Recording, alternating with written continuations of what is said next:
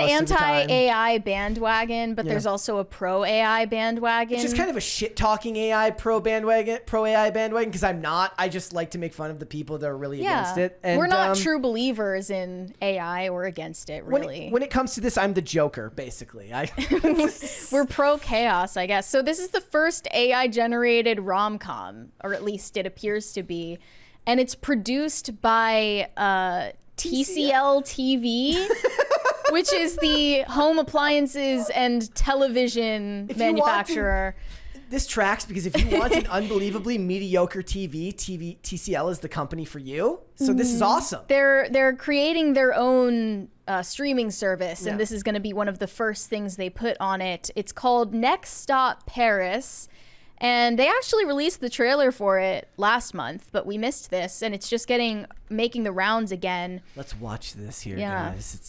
It's art, guys. It's beautiful. So, Claire, what's your stop? The City of Lights. I'm hoping it's a new start. I don't think we have to pray for longer. Maybe you're the dark, mysterious kind of man who never shows his vulnerability. Got a feeling that the wait is over. Maybe you're the kind of woman who's never sure what you want, even if it's right in front of you. From all of the hardship, I know that wind's hit. Darling, this is what you make it. In life's journey, There's quite a lot of taking. sometimes the heart moves too fast, Del, wait, don't go. sometimes too slow. But if you They're just time it staring at just grapes. right, Satire, right? No? that's when love arrives. Claire, I thought you gave up on me. I'm not going to let you go.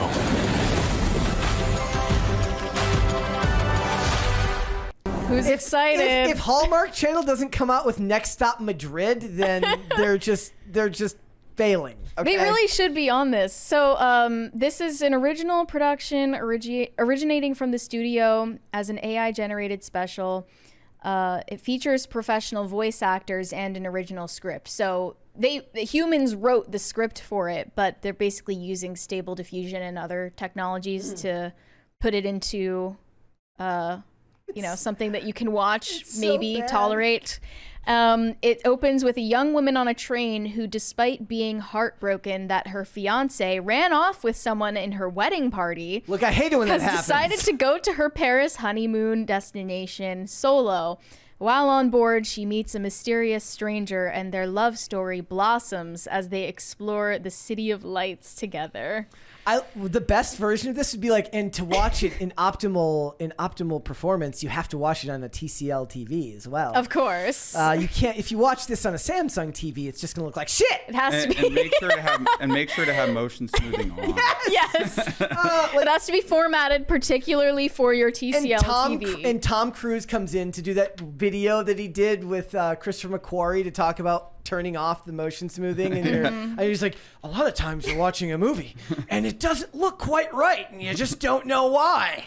Well, this is an experiment. This is wrong. This is giving me the same kind of vibes I got from the Polar Express. Yes. And, Uncanny Valley. No, I loved Polar Express. Cringe. I was just a kid at the time, so I didn't know the difference. Have you tried rewatching it, or Beowulf? Remember the Beowulf movie? You can still tell that Polar Express was, animated by human beings. Well, yeah, this is obviously made by AI. Yeah. And I just think that everything about this is just uncanny and not in a good way. I'm not exactly on the AI hate. I think that AI is great for making shit posts.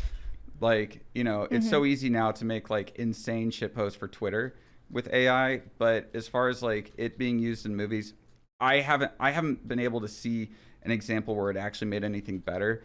I think with the whole thing of AI writing scripts, I've played around with ChatGPT and everything to write scripts.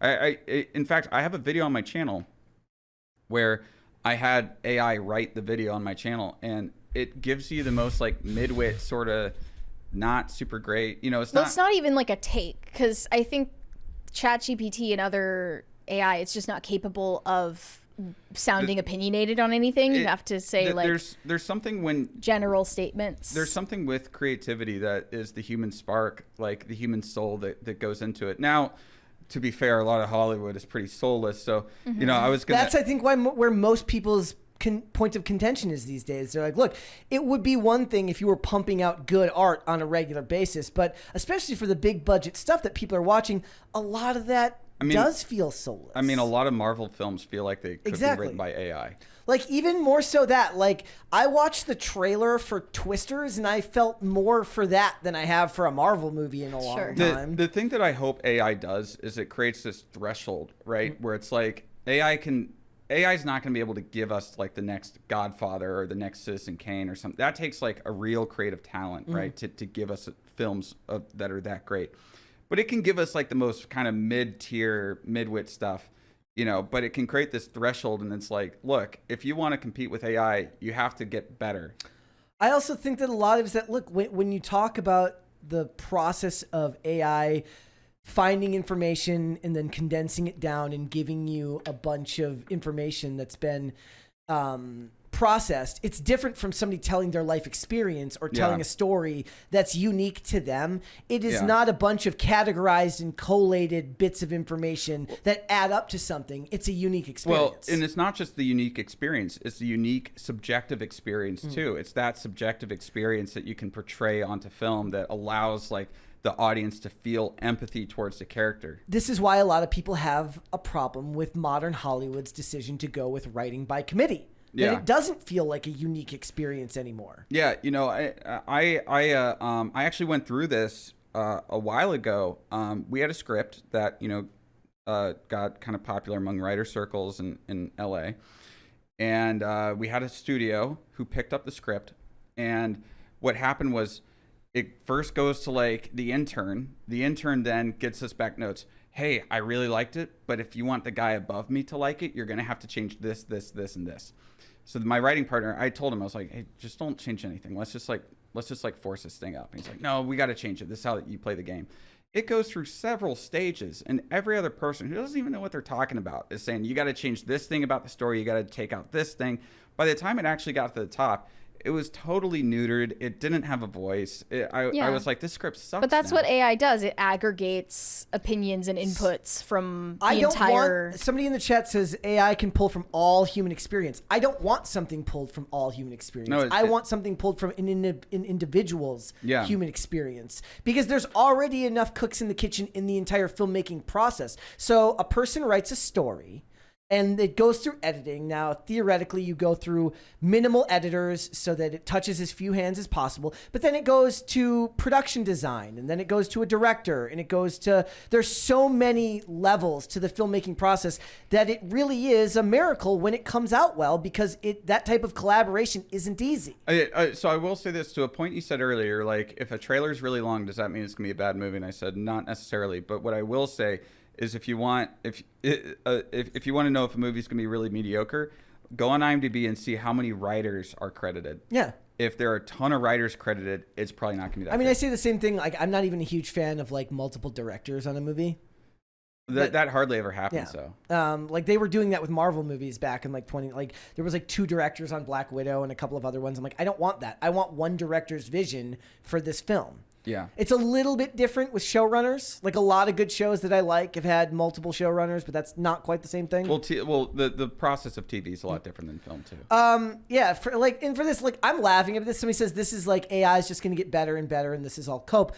Look, I've got no skin in the game either way. I will continue to I will continue to make whatever, or make videos and whatever. If we watch a movie, I think the computer is revolting. It is. We're gonna make a movie. If we watch a movie in 10 years and we review it, that's a great movie made by AI. I'll call it great. It doesn't matter to me one way or the other. But we do have to go through all of the discussing film articles where the creatives get mad at what was the movie with Dust Malkin that just came out, Late Night with the Devil, because of 3 AI images that appeared in it, and everyone gets bent out of shape about it. It's like, and it's annoying. They appear in it for seconds. So the thing is that movie had way more problems than just the AI intertitles. You know, like I watched that film. You know, it's not necessarily like terrible, but you know, the problems with the movie were not the AI intertitles. That's what I'll say. But yeah.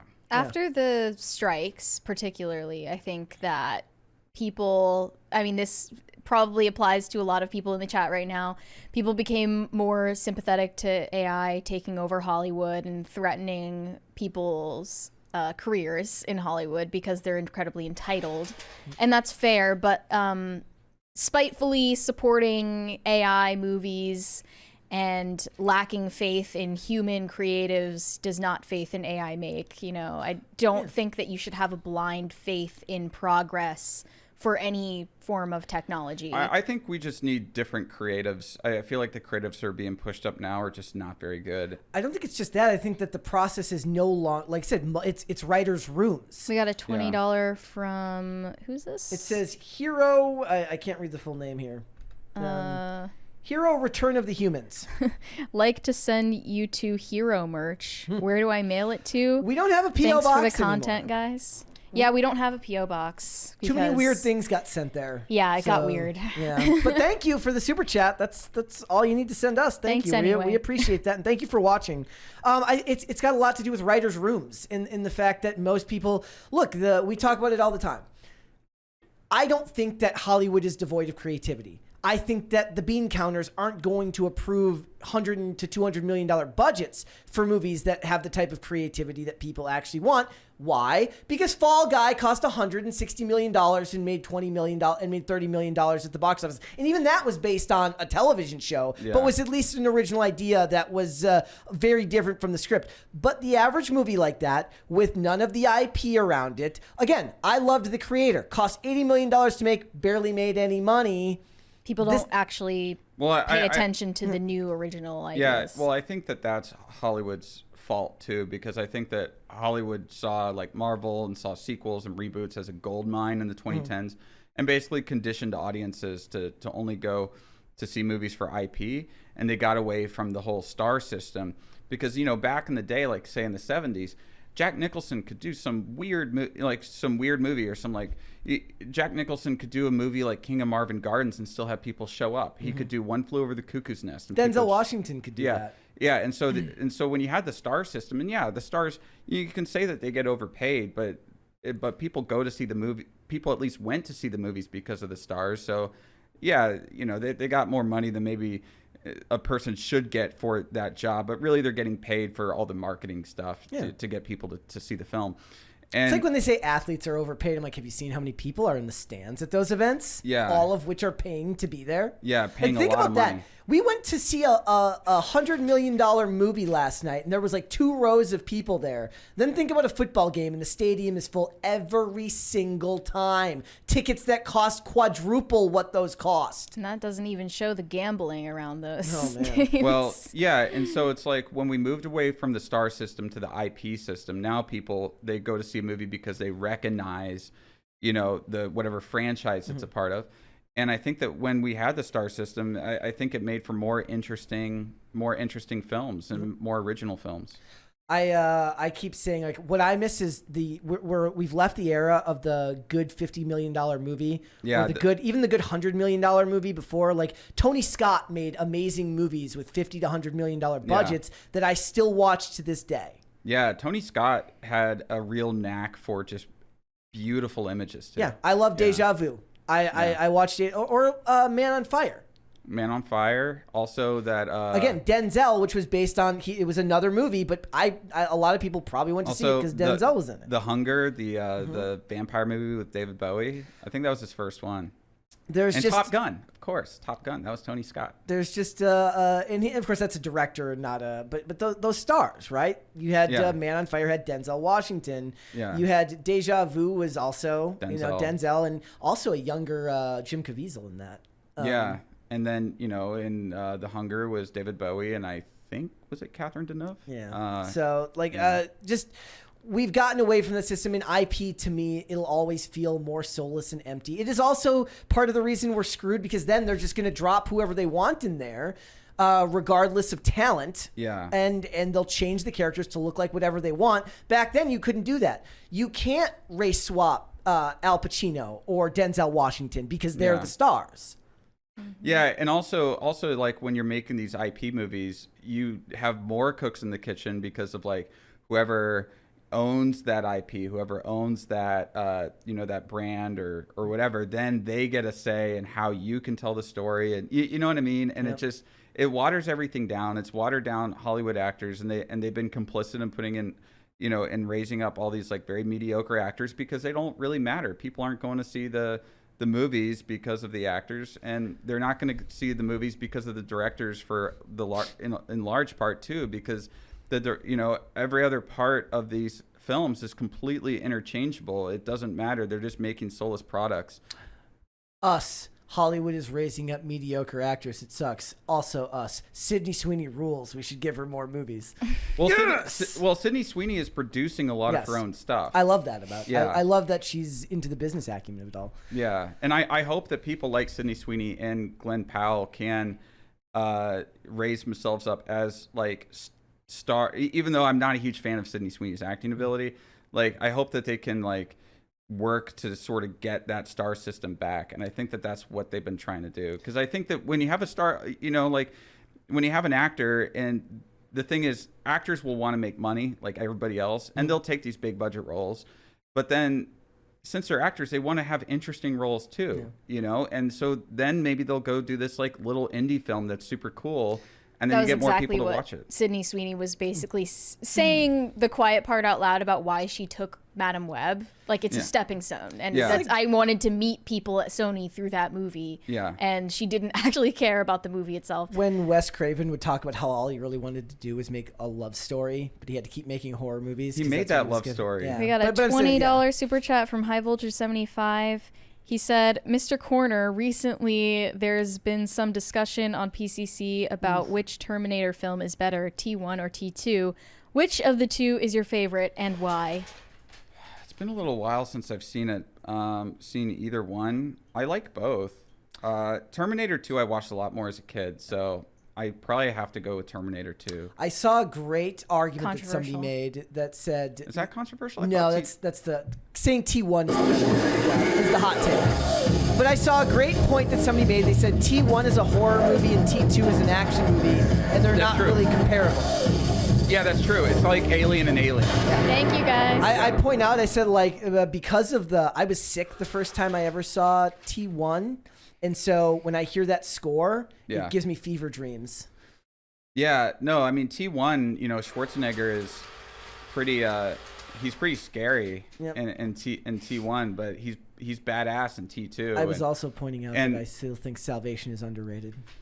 Yeah, I had a friend work on Salvation. He was witness to the chaos. To the chaos, yeah. Another director I will unapologetically like, McG. I don't give a crap what anybody says. I want him and Michael Bay to do a movie just called Explosion. I saw somebody years ago describe say McGee's not a director, he's a cheerleader. Let's go. They do this great thing where he basically I love this part. It was talking about the the difference between, I believe, how I feel like a male and a female director would have taken this, where what McG went to Christian Bale and said, I want you to star in this movie. He goes, nothing in your catalog tells me that you have the chops to do this movie. So no. And then he basically had to talk him into it. He's like, yeah, but you can help me get good enough to make this movie. And he made it for him, and he hated it. And for 10 years, he kept saying it was all his fault. But he's come around to now saying there was other problems. It wasn't just his fault. But I just think that I've heard a lot about that set. That set seemed to be like a nightmare set. But the movie still looks good. Compared to the CGI of today, it doesn't look awful. And it's a lot of action from start to finish.